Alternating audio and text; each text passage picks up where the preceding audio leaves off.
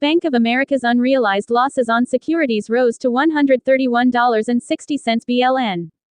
New York, October 17. Reuters. Bank of America (BAC) and reported unrealized losses of $131.6 billion on securities held until maturity in the third quarter, growing from nearly $106 billion in paper losses in the second quarter.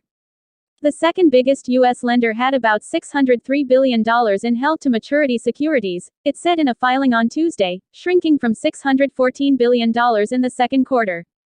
Unrealized losses have come under closer scrutiny by investors since March. At the time, Silicon Valley Bank sold a portfolio of its holdings at a sharp loss, precipitating its collapse and fueling the worst industry turmoil since the 2008 financial crisis. Analysts say it is highly unlikely that Bank of America would sell the securities at a loss. All of these are unrealized losses or on government-guaranteed securities, Bank of America's chief financial officer, Alistair Borthwick, told reporters on conference call discussing third-quarter earnings.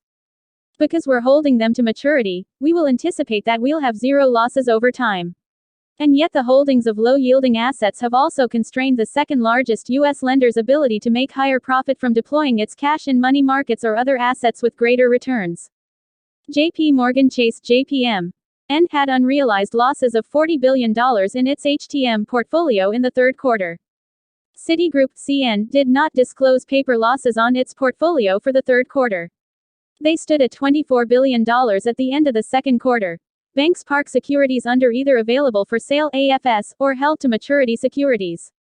AFS securities are carried at fair value and subject to mark-to-market losses. If banks have intention to hold debt securities until maturity, they keep them in held-to-maturity portfolio.